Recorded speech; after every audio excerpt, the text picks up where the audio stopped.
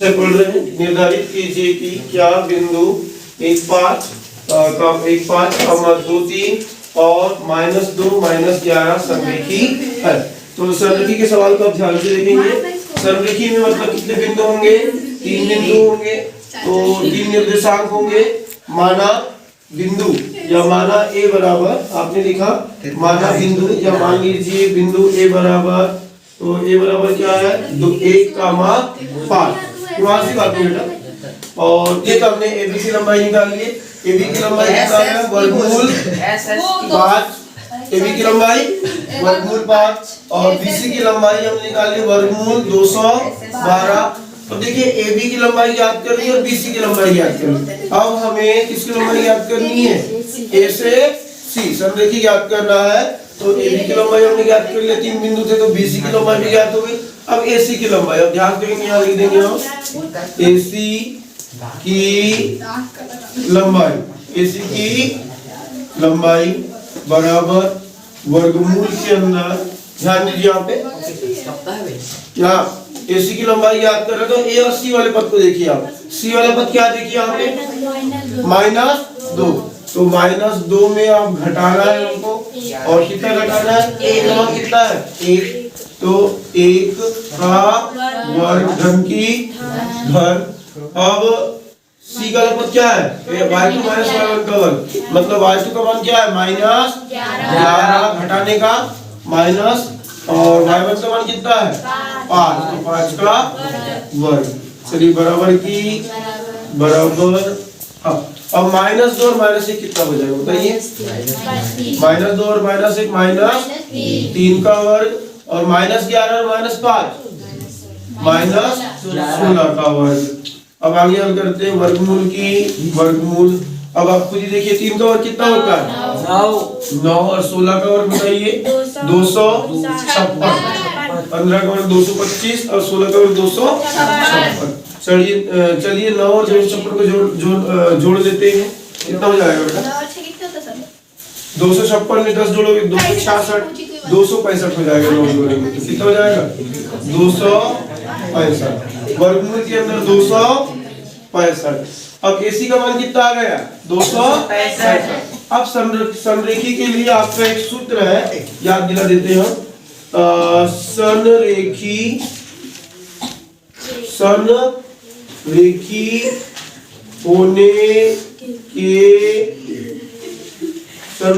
होने के लिए प्रतिबंध या सूत्र या नियम, प्रतिबंध। समरेख होने के लिए क्या करेंगे हम? प्रतिबंध। क्या प्रतिबंध बताइए? AB धन BC बराबर AC, या आप इस AC को सामने भी कर सकते हो। आप AB धन BC बराबर क्या आना चाहिए? AC। तो समरेखी है, और नहीं आता तो समरेखी नहीं है। अब बताओ AB का मान कितना निकला है? वर्गमूल 5 धन, और BC का मान कितना देखिए? 212 वर्गमूल 212। और अब AC का मान देखिए कितना लाया अभी आपने? 256 नहीं है, वर्गमूल 265 है। अब आप बताइए क्या 212 और 5 को जोड़ने से 265 आएगा क्या? वर्गमूल 212 वर्गमूल 5 को जोड़ने से 265 के बराबर नहीं है, क्योंकि ये कैसा है? ज्यादा है। अब यहाँ कट पे लगा लीजिए ऐसा कि वर्गमूल 5 धन वर्गमूल 212 बराबर नहीं है वर्गमूल 265 के। क्यों नहीं है? क्योंकि 12 और 5 कितने हो जाएंगे? 17 ही हो जाएंगे। जुड़ता भी नहीं है वर्गमूल। ऐसा नहीं वर्गमूल 5 है 12 के वर्गमूल 217 भी नहीं आता है।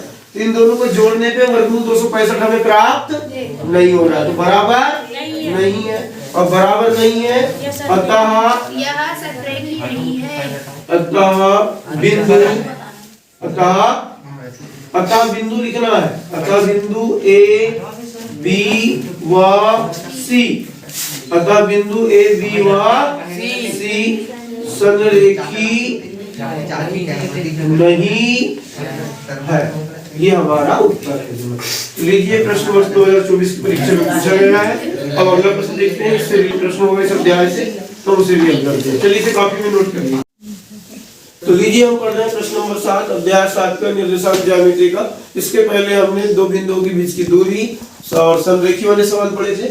आज हम पढ़ रहे हैं समदूरस्थ वाले सवाल। तो प्रश्न साफ देखेंगे। y अक्ष पर एक ऐसा बिंदु ज्ञात कीजिए जो बिंदु A 6,5 और बिंदु B का मान है -4, 3 से समदूरस्थ हो। तो आइए समदूरस्थ हो वाले सवाल कैसे पढ़ते हैं, कैसे बनाते हैं। और ये प्रश्न वर्ष 2025 की परीक्षा में पूछा गया है ना।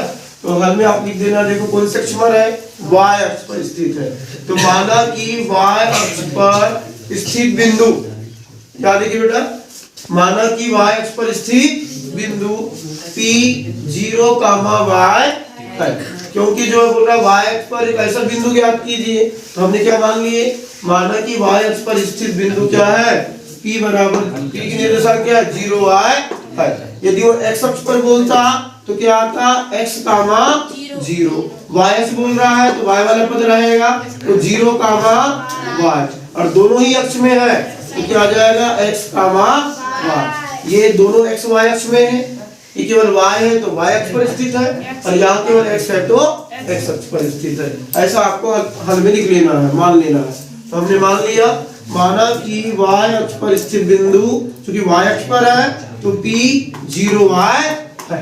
अब उसके बाद इसको लिख दीजिए आगे हल में कि P बराबर, P की निर्देशांक क्या है, बोलिए, P की निर्देशांक क्या है, 0, y। फिर दिया है A की निर्देशांक कितने हैं, 6 और 5, और B की निर्देशांक है -4 और 3। अब हमको चूंकि यहाँ AP की लंबाई याद करनी है, BP की लंबाई, समदूरस्थ निकालने के लिए हमें निकालना है AP बराबर BP। यदि AP बराबर BP है तो समदूरस्थ है, और यदि AP बराबर BP नहीं है तो समदूरस्थ नहीं है। तो चलो पहले AP की लंबाई निकाल लेते हैं। तो AP की लंबाई, तो AP मतलब आप P और A को पकड़ लीजिए, ऐसा ध्यान दीजिए यहाँ पे।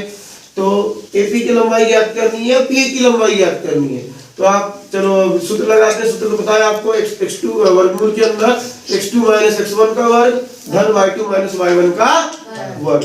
तो आपको नीचे वाले पद से घटाना, तो 6 में से कितना घटाओगे, 0। इसको मानना चाहते हैं, ये हमारे लिए x1 y1, और ये पद हमारे लिए x2 y2। और सूत्र आपको पता है, वर्गमूल के अंदर x2 - x1 का वर्ग धन y2 - y1 का वर्ग। इसे हम बहुत मतलब 8-10 बार बना चुके हैं, इसलिए हमने सूत्र नहीं लिखा था यहाँ पे। तो देखिए AP की लंबाई, तो x2 - x1 का वर्ग, मतलब x2 का मान है 6 और x1 का मान कितना है, 0। तो 6 - 0 का वर्ग। और इसी प्रकार y2 - y1 का वर्ग मतलब 5 - y का वर्ग। चलो सूत्र की जरूरत नहीं है, इसको हटा दीजिए। अब आप देखिए 6 में 0 घटाएंगे तो कितना हो जाएगा, 6। तो 6 का वर्ग कितना हो जाएगा, 36, धन की धन। अब यहाँ एक सूत्र है बेटा, बीजगणितीय सूत्र, 5 - y का वर्ग, मतलब यहाँ एक सूत्र है a ऋण b का वर्ग। तो a ऋण b का वर्ग बराबर क्या होता है, पहले a का वर्ग माइनस वाला है तो -2ab धन b का वर्ग। चलिए इस सूत्र में मान रखिए यहाँ पर आप। तो 6 का वर्ग कितना हो गया, 36, धन की a का वर्ग बोल रहा है, a का वर्ग मतलब किसका वर्ग, 5 का वर्ग। वेरी गुड, ऐसे ही पढ़िए। माइनस की -2 है तो 2, a बोल रहा है, a का मान कितना, 5, और b बोले तो कितना, y, और b का वर्ग, b का वर्ग मतलब किसका वर्ग, y का वर्ग। ये हमने हल कर लिया। अब वर्गमूल है तो वर्गमूल, आगे बढ़िए। 36 की 36 धन 5 का वर्ग कितना होता है, 5 का वर्ग 25, माइनस की माइनस, चलो गुणा करिए, 2 पंचे 10, 10 और y कितना हो जाएगा, 10y, और ये y का वर्ग है तो y का वर्ग। अब जोड़ना घटाना कर लेते हैं आगे। तो 25 और 36 को जोड़ना है, तो 5 और 6 11 की 1 हासिल की 1, 3 और 2 5 और 1 6, 61 माइनस कितना y, 10y धन y पर 2 की घात। ये किसकी लंबाई होगी बेटा, AP की लंबाई हो गई। चलो एपी की लंबाई के बाद हमको अब करना है या बीपी की लंबाई। एपी तो हो गया, अब एपी के बाद क्या निकालेंगे? बीपी। तो ए और पी की लंबाई हो गई, बी और पी या पीबी की लंबाई। चलो बीपी की लंबाई लिख लेते हैं यहाँ पर, बीपी की लंबाई, बीपी की लंबाई वर्गमूल के अंदर। चलो सूत्र लिखने की आवश्यकता नहीं है, हमें यहाँ पता है कैसे हल करना, कैसे घटाना। तो बीपी में देखो क्या करेंगे, पहले से क्या है -4, तो -4 में घटाएंगे कितना? 0, तो -4 -0 का वर्ग धन, अगला बताइए बेटा क्या है? 3 है, तो 3 माइनस कितना? y का वर्ग, 3 माइनस y का वर्ग। चलो ईमान से कहिए 4 का वर्ग कितना होगा? 4 का वर्ग 16 धन, हाँ यहाँ फिर से सूत्र लगाएंगे यही वाला, a ऋण b का वर्ग।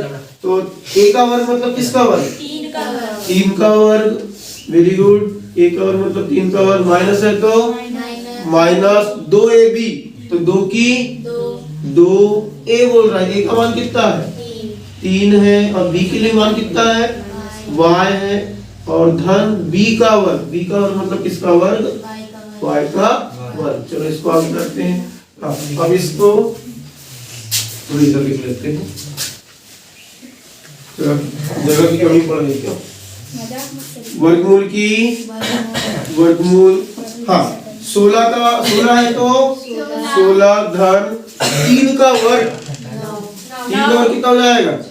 9, और उसके बाद है माइनस है तो माइनस 2 तिया 6y, 2 तिया 6y, और धन की धन y पे 2 की घात। चलिए आगे हल करते हैं, और 16 9 को जोड़ लीजिए बेटा, 16 9 25 माइनस 6y धन y पे 2 की घात। अब हम जो गणित पढ़ रहे हैं समदूरस्थ वाला, तो समदूरस्थ के लिए सूत्र होता है AP बराबर BP, AP बराबर BP। समदूरस्थ के लिए लिख देते हैं अभी हम यहाँ पर, तो चलिए आगे लिखते हैं यहाँ पे समदूरस्थ है, तो समदूरस्थ होने के लिए, तो समदूरस्थ होने के लिए क्या प्रतिबंध है? AP बराबर होना चाहिए किसके? BP के होना चाहिए, AP बराबर होना चाहिए BP के। तो AP बराबर BP, अब AP और BP के मान रखने पड़ेंगे हमको यहाँ पर, ठीक है? रोक दीजिए बेटा वीडियो को, हल देखिए यहाँ पे इसके आगे। AP बराबर BP, अब AP और BP के मान रखने हमको, तो AP का मान क्या है? वर्गमूल के अंदर 61 माइनस 10y धन y पर 2 की घात, या y का वर्ग, बराबर इधर BP बराबर वर्गमूल के अंदर 25 माइनस 6y धन y का वर्ग। हमने यहाँ पर AP और BP के मान डाल दिए, फिल कर दिए। अब आप देखिए दोनों पक्षों में वर्ग करने पर, तो दोनों तरफ आप वर्ग कर दीजिए। वर्गमूल 61 माइनस 10y धन y का वर्ग, उसके ऊपर भी वर्ग कर दिए, और वर्गमूल में 25 माइनस 6y धन y का, और इसके ऊपर भी क्या लगा दिया हमने? वर्ग लगा दिया। अब वर्ग से वर्गमूल क्या हो जाएगा? कट गया, वर्ग से वर्गमूल कट गया, क्या बचा उसको लिख दो, 61 माइनस 10y प्लस y का वर्ग बराबर 25 माइनस 6y धन y का वर्ग। क्यों बेटा ईमान से नहीं पढ़ना क्या आपको? ये वीडियो पापा भी देखेंगे। 61 माइनस 10y धन y का वर्ग बराबर 25 माइनस 6y धन y का वर्ग।